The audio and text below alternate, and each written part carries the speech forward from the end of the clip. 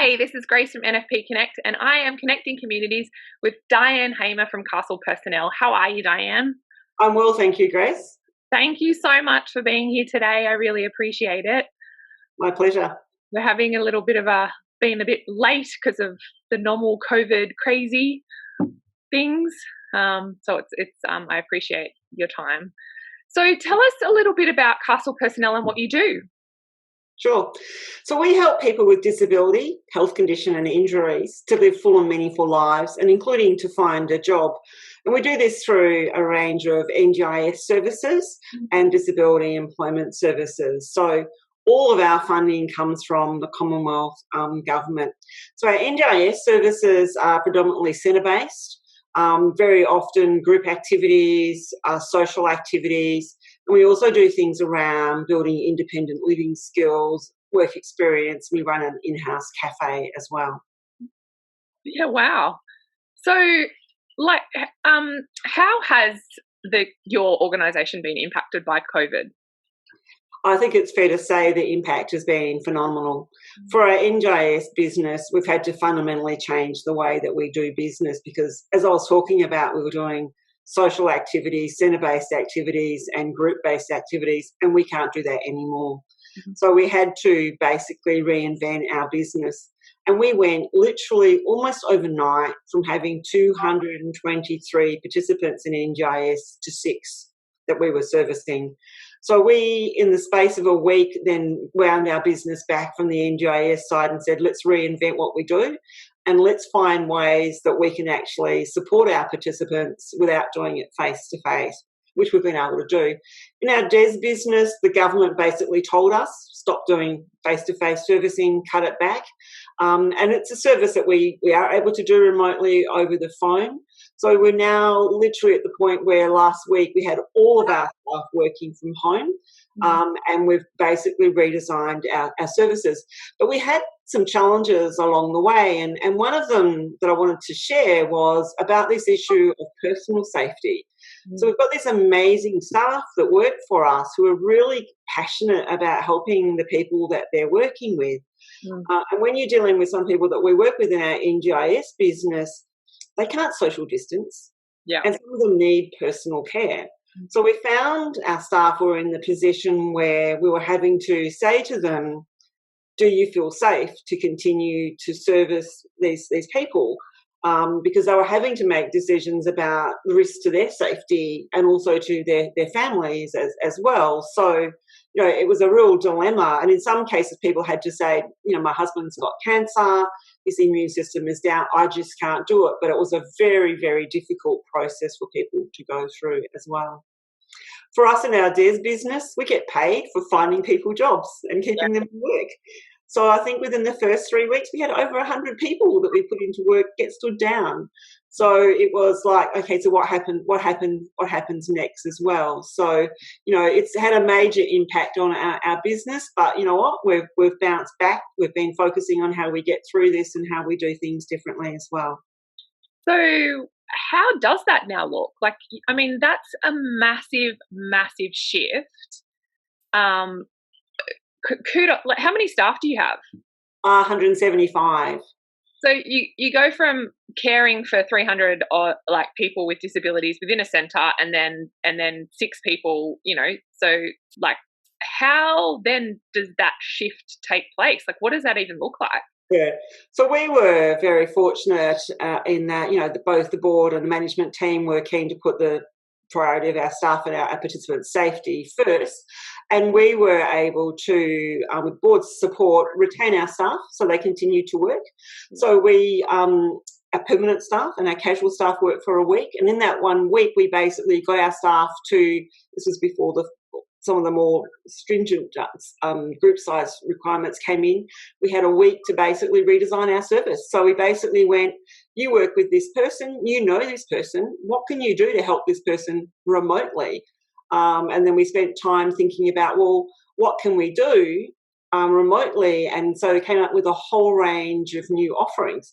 So some things like our choir and our drumming groups and things, we're able to still do that using Microsoft Teams. But we've actually come up with in a week, a whole range of new offerings. We've gone back to all of our people, and a week later we have 156 of our NDIS participants back doing something with us, but predominantly doing it remotely as well. For the DES business, we have about just under 2,000 people we're working with. And again, we've been able to adapt really quickly by focusing on the industries that are hiring and staying positive, because Woolworths need 20,000 people. Centrelink need 5,000. So we've just switched to the businesses that we're working in order to offer people some hope and show that there are jobs out there as well. How proud are you? Sorry, I left the last place because so I think it's mowing day. How proud are you of your team and organisation for what's happened over wow? Incredibly proud, and we've been talking about how this adversity has really just united our team. That morale and our culture has never been better. And I think that, one of my learnings from this, if I go into your next question, was that by putting the safety of our staff first, we were able to, build that support. And I'm a big fan of Richard Branson, and he talks about, if you look after your staff, they look after your customers, and that's exactly what we've seen. But we needed to work through that bit of you're safe. And, we're celebrating our 30th anniversary next year, and we're making plans to do that. We've been here for a while. We've got the money in the bank as a result of being around for a long time. So we're trying to offer as much security to our staff and involving them in the process of, you can help design these new services. So if you've got a good idea, share it with us as well. So, I'm extremely proud of our team and how things have done. And, what we achieved in 3 weeks was absolutely phenomenal. So what kind of resources have you discovered, or learnings have you discovered through the process that have helped you doing what you're doing? So the other learnings I wanted to talk about were you've got to be in a place where you feel safe first. So that was really, really important. And getting people working from home is not about productivity. It's about showing that you can do it and that you are safe. And then later on, we'll focus on this thing. I've literally been inundated with resources. Everyone's been writing to me about, tips and pointers and training and free training. So we've actually set up a web page for our staff, which has got all the health and wellbeing resources and also free training. So that's something that I was keen to do, that we did very, very quickly as well. We've rolled out Microsoft Teams. Love it. Staff love it. It's really easy to use. And that's been our main way of connecting. So as we've moved our staff to working from home, we've still got daily face-to-face meetings happening through Microsoft Teams and things as well. But there's some amazing resources that are available to people for free. And one we're looking at the moment, because we're thinking at the next phase of working from home, is the managing mental health and wellbeing. So we were approached by Virgin Pulse, who do a 100-day global challenge, which is a health and wellbeing challenge. And because we're not for profit, they gave us a very good price. So we're looking at this. It's like a bit like a great race where you go around the world and map your steps and things and work as a team as a way of keeping together. So there's lots of amazing resources out there as well. That's so good. I'll have to get a list of those. What is the hardest thing, do you think, for you working from home? So for me personally, I'm really accustomed to working from home. In my last role, I did it for a couple of years. But in terms of, and I love it. And in terms of just general things that I had to go through when I was going through that process, I think it's important to keep the distance between work and family. So I'm sitting in a bedroom with my door shut, so I'm not intruding in my husband's world because he's retired and he doesn't like to be in a situation where he's just seeing me work and talking all the time in the background. It's important to have a lunch break and go home at the end of the day and to shut down at the end of the day as well. And I think it's also important to not beat yourself up if you do take a little bit of a break or something happens. And people with kids, they need help. You can't just keep on working and ignore them. So, swings and roundabouts, it all works out for people. But I also think it's important to do that the social contact and connection. You can get isolated very quickly. So it's good just to pick up the phone or Teams just to have a chat so that you don't get too isolated as well. I know some organisations are doing Friday drinks, like even so there's lots of different social or bingo.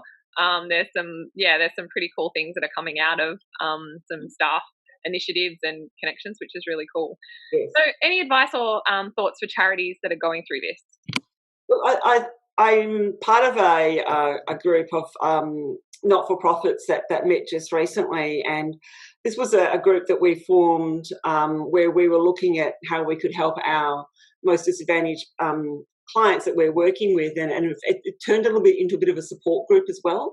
So I think it's really good to reach out to your peers and talk to them and about the services that you can offer each other, but also just to see how others are coping and have a place that you can discuss those things that's safe for you too.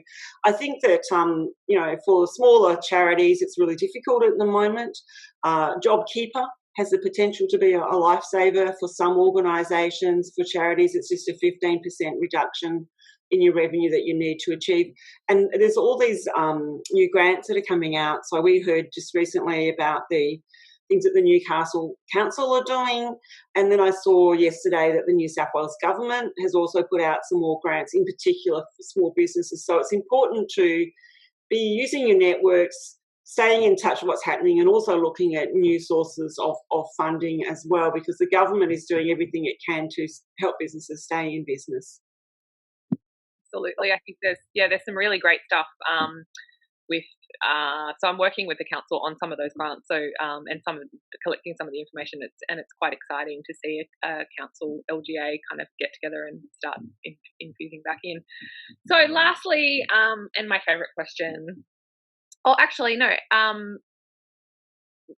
How does your organisation, or how can people get in contact with you to get support for your organisation, from your organisation? So that's one that I wanted to discuss, because that came up in the CEO group that I was involved in, that I hadn't realised that some of my people I was talking to were facing the situation where they were having to stand down their staff. So I was able to basically say, don't forget about us, that we're here to help people. So, in particular, anyone that's got a health condition, injury or disability that's lost their job or is facing the prospect of being stood down, we're really keen for them to actually reach out and contact us. As we have our staff working from home, that means they come into our office. Please call us, go to Castle Personnel on our social media, or contact us via our website. We are really keen to help people who need help finding another job. And as I said, we're being very positive about connecting people with the jobs. But the other thing that we're actually doing and discussing with people that are looking for a job is to use this time wisely.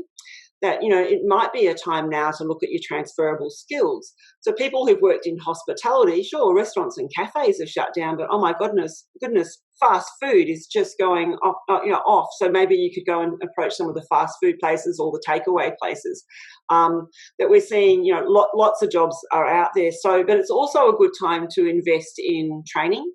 And one of the other resources that we shared just recently was the free training that TAFE are offering. So some of our staff are actually doing that, and we've had quite a bit of our staff, a lot of our staff spending time doing training to upskill as well. So it's about looking forward to the recovery and being able to use this time productively to make sure that when things pick up, that you're going to be more competitive than you are as well. So lots of things that we can do to help people. This is where I was wishing I had our phone number in front of me. I will put all the details. Excellent. Thank you. And any links down below and in there. Yeah. And the really important thing is when people go into Centrelink to register for assistance and the job seeker payments that they're doing, they must speak up and say, I've got a health condition, injury or disability, and ask if they can be referred to a specialist disability service provider. Otherwise, they end up with everybody else, with the generalist providers who don't specialise in this area. But so Centrelink normally go through a more comprehensive process, but I believe, Services Australia, they're a bit inundated at the moment with over 200,000 applications. So some of the people are not being picked up as having a disability. So speak up. and ask for that specialist support that you deserve. Yeah, thank you for that. That's really great. And I posted your post the other day, but I'll do it again. Been well received. The other thing I just wanted to say in terms of that, other things in learnings and things is takes a community, and it's really good to see that we're starting to see the number of new cases and declining as well. We have to work together. I think that the Hunter and the Newcastle community is a pretty special community. I've only been here myself less than two years, but I've just noticed how everybody is actually working together on this as well. And all my networking functions are now becoming Zoom meetings or webinars and things as well. But the message that there are two things. So personally, the new normal, I became a grandmother for the first time in February, and then I had my second grandchild born in March. I haven't been able to meet him yet. And so, the social distancing is really challenging, and I'm trying to find a way that I get to meet my grandson without having to wait 6 months to do that, because FaceTime's not quite the same as holding your new grandchild as well. But I saw a message just recently, and I also saw this page on social media called the Kindness Pandemic. That you listen to the news, there's all this doom and gloom, and it's just about COVID-19 and all around the world. And I'm just hanging out for some good news. So the the Kindness Pandemic is about sharing some good news stories, which is really good to see and put into context. But the message I saw was, what will matter when this is over is how we treat each other during this process. So let's do that with kindness and gratitude. I'm incredibly grateful that I've still got a job, that most of my staff still have a job, that if we can get JobKeeper, I'll be able to engage the casual staff that haven't necessarily worked in the last week or so as well. And I'm grateful that things seem to be improving, and hoping that we can get through this faster by all working together. Whilst it's painful staying home, I'm doing it for the good of the community as well. Oh. So lastly, what's the blessing? I think we've talked lots about that, but have you found a blessing that's come from this? Yeah, look, for us, it's been how we've been able to, as a team, unify and step up, and the innovation. And as you and I mentioned before, there are things that I've been wanting to do for a long time that we've actually now done. And just seeing people step up and come up with solutions, and challenging working in an environment where you have a plan and the next day it's all changed because the rules have changed.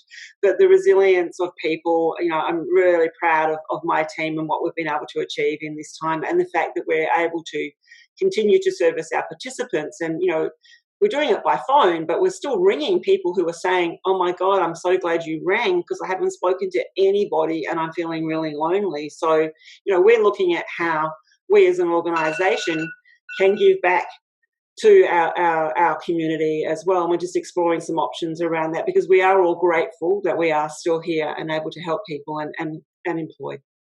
Yeah, and I think it's really, I know, like, being cautious now, it's really, we're only just going into winter, so we don't know what's going to happen, but I think this kind of cautiousness now is really going to help us in the long run, and I think that's really, really awesome.